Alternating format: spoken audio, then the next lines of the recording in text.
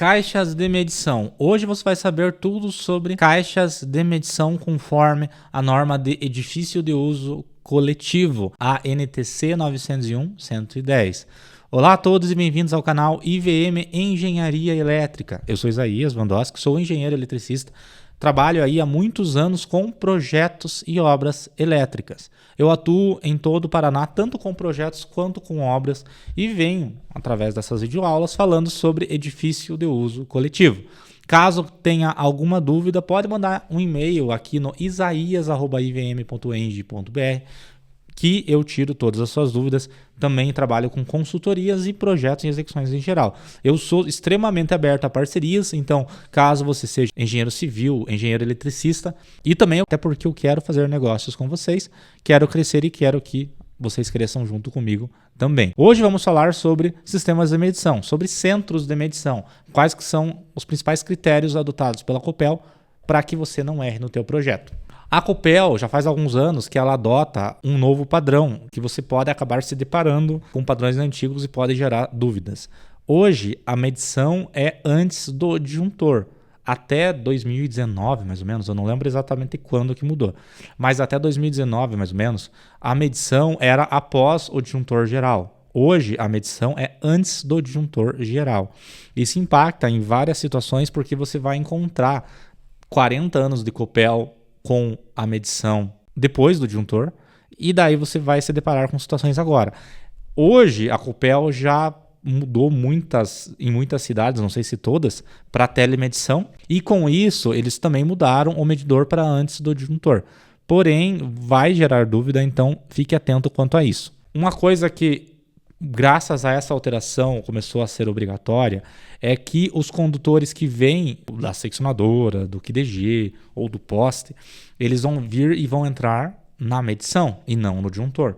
O que isso impacta? Isso impacta que se o eletricista energizar lá em cima do poste, ele vai energizar um cabo que não está ligado em nada, até ele instalar o medidor.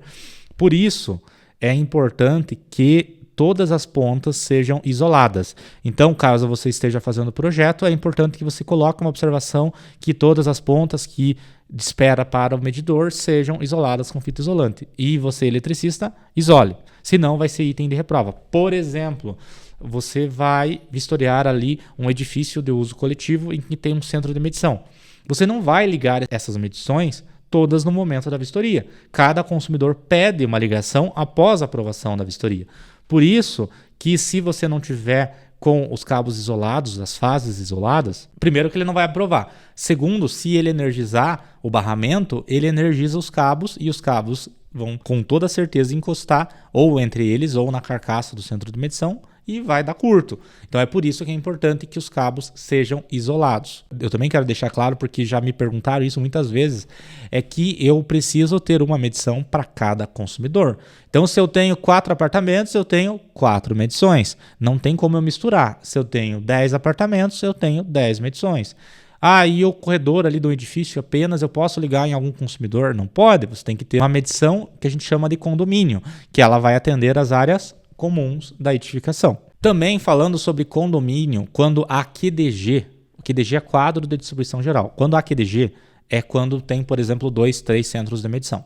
Então, quando há QDG, o condomínio precisa sair desse QDG e precisa ter uma caixa de medição específica para ele. Então, mesmo que eu tenha um centro de medição do lado do QDG, não importa. A medição do condomínio, caso tenha QDG, precisa ser em caixa separada. Também fique atento que os condutores que saem, por exemplo, da seccionadora e vão até o QDG, ou saem do QDG e vão até o centro de medição, ou da seccionadora até o centro de medição, esses condutores, eles são de energia não medida.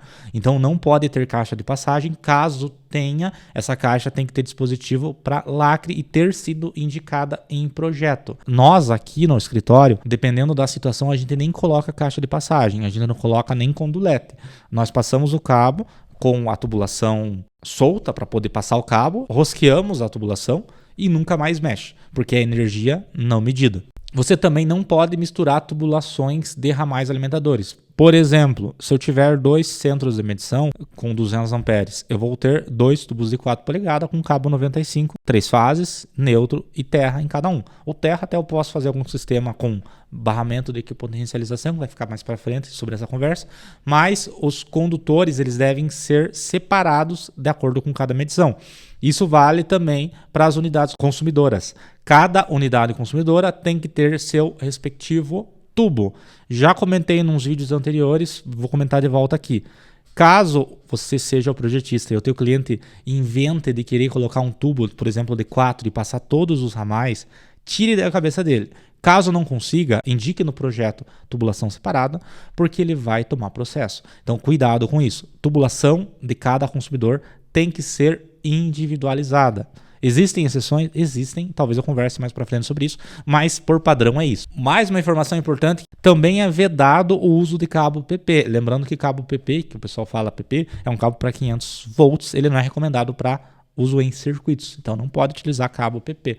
Então é cabos unipolares ou cabo multipolar, mas o cabo próprio para isso, que é o 750 volts ou 0,6/1 kV. O PP é proibido. Cada centro de medição ele deve ter uma plaquetinha embaixo ali do visor com o nome de cada consumidor. Então se aquele medidor é para o apartamento 1, tem que ter uma plaquetinha escrito apartamento 1. Como que é essa plaquetinha? Não há um tamanho obrigatório, mas geralmente a gente faz uma plaquetinha ali de mais ou menos uns 3 centímetros de largura por uns 5 de comprimento, dependendo da situação menor. Não tem cor específica. O que é obrigatório é que ele seja ou parafusado com brocante ou rebitado. A minha dica prática é rebite, e indique isso no projeto, porque o rebite fica muito melhor do que o parafuso. Há também uma menção aqui na norma, que é uma coisa que também gera muita dúvida. A tubulação que sai do centro de medição e vai para cada consumidor, ela precisa passar em áreas comuns. Então, eu não posso sair atravessando um apartamento do vizinho para chegar até o outro apartamento lá que é mais perto. Eu não posso. Eu preciso passar em áreas comuns.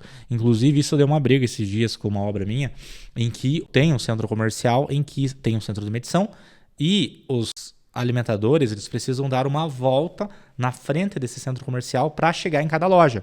E o pedreiro ele estava discutindo comigo porque o cliente ia gastar muito mais tubo e muito mais cabo. E ele ia mesmo, mas ele não pode passar numa loja do vizinho, porque imagina você fazer uma obra no vizinho, abrir uma valeta ali por algum motivo no futuro, daqui a 10 anos, e você pegar e por algum motivo cortar cabos dos teus vizinhos ou roubar a energia dos teus vizinhos. Então é importante que tubulação e cabo de cada consumidor passe dentro da área comum. Exemplo também. Digamos que você tenha um prédio, a área comum do prédio é o corredor. Então você sai do centro de medição, vai para o corredor e distribui pelo corredor para cada apartamento. Você não atravessa.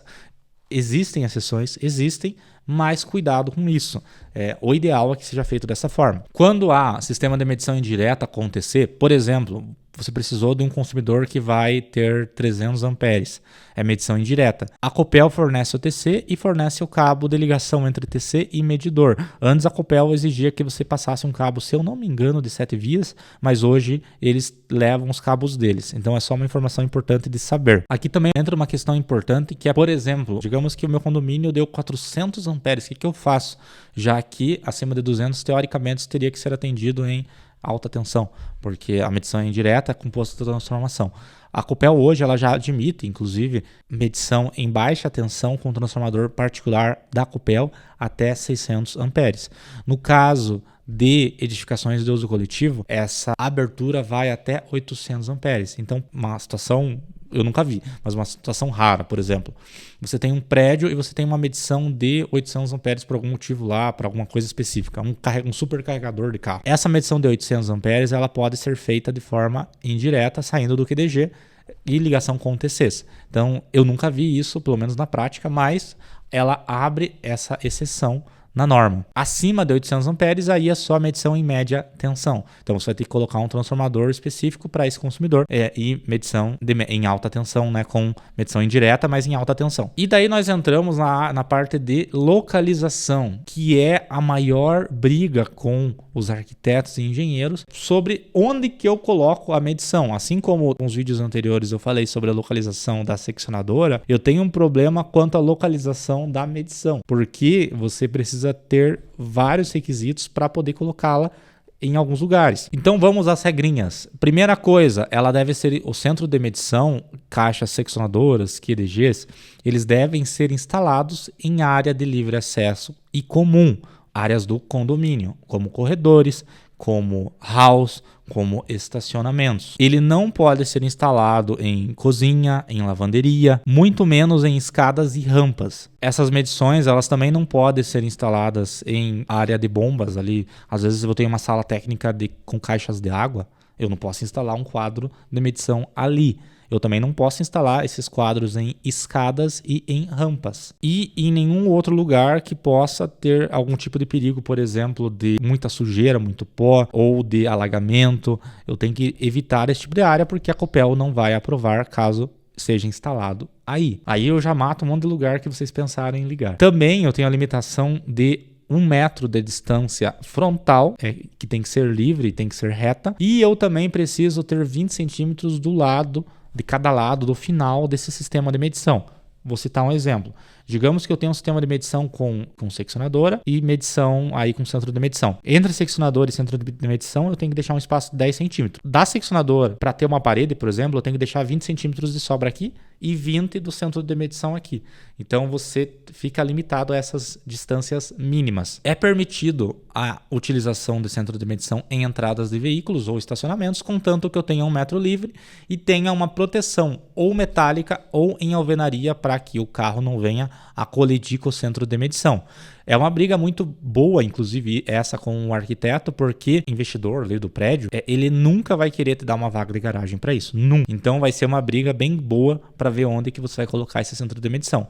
Sugestões minhas: seccionadora é interessante, de preferência, colocar para o lado externo, já para fora. Já mata um problema da seccionadora, que ela tem uma limitação de 5 metros de distância. Centro de medição, eu sugiro próximo ao hall do elevador, ou se tiver áreas comuns nos outros andares, esse centro de medição vai para cima em outros andares. Lembrando que há algumas limitações também quanto ao posicionamento de apenas um centro de medição. Isso vale para mais andares. Se for apenas um, ele tem que ficar no térreo, salvo exceções. Também fique atento à altura do centro de medição, que é 1,70 m. No vídeo anterior, eu falei até sobre a seccionadora, que ela pode ficar entre 1,60 e 1,80. No caso do centro de medição, é obrigatório 1,70. O que eu adoto como padrão é todas as caixas a 1,70. Em edificações sem elevador até 6 andares, existem muitas assim, porque até 6 ou até 5, eu não lembro exatamente, não é obrigatório elevador. A medição ela tem que ficar no térreo, salvo exceções que devem ser conversadas com a Copel de antemão para que ela aprove, mas via de regra é no térreo. A única coisa que você tem que ficar atento, principalmente em edificações com elevador, é que daí é permitido a utilização de medições em outros andares, porém a quantidade mínima por medição é de 6 medições. Vou citar um exemplo. Eu quero colocar 2 medições por andar porque eu tenho 2 apartamentos por andar.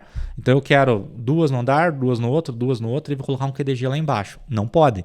Você tem que juntar mais medições, até porque se precisar de uma manutenção futura, tem que ser uma coisa mais acessível. Então a Copel ela limita a no mínimo 6 medições. Então isso também limita um pouco o que você pode fazer. E claro, eu sugiro que a medição alimente o andar inteiro, ou alimente o andar e mais 2 para cima. Então adote um padrão, né? Não coloque uma medição alimentando um tanto, outra medição no mesmo andar alimentando outro tanto. Pode acontecer? Pode, mas tente fazer um padrão que uma pessoa leiga, ela chegue lá, olhe um centro de medição e pense: beleza, isso daqui deve alimentar o andar inteiro. Então tome cuidado com algumas coisas muito diferentes, porque tem que ser algo também que um eletricista numa manutenção futura, ele bata o olho e ele entenda. Caso essa edificação ela tenha recuo frontal, por exemplo, eu tenho ali 3, 4 metros para daí começar a construção, a Copel ela tenta sempre te obrigar a colocar essa medição nesse recuo no muro perpendicular ou no muro frontal. Se isso acontecer, você vai ter que tentar priorizar, e seja apenas uma medição, você vai ter que tentar priorizar que essa medição fique próximo da entrada do prédio. Uma coisa que a gente faz muito quando eu tenho prédio com um único centro de medição e ele tem um recuo, é eu colocar o centro de medição no corredor de acesso ao prédio. Então a pessoa abre o portão ali e já está o centro de medição do lado ali. Eu faço bastante desse tipo de instalação. Então com isso nós fechamos a parte de medições. Eu vou mais para frente discutir imagens com você, discutir possibilidades baseado no que a gente já conversou até agora. Mas por hoje é isso, eu espero que vocês tenham gostado. Qualquer dúvida, vocês podem entrar em contato no isaias@ivm.eng.br e também podem comentar aqui no vídeo que eu respondo todo mundo. Muito obrigado por assistir até aqui e até a próxima.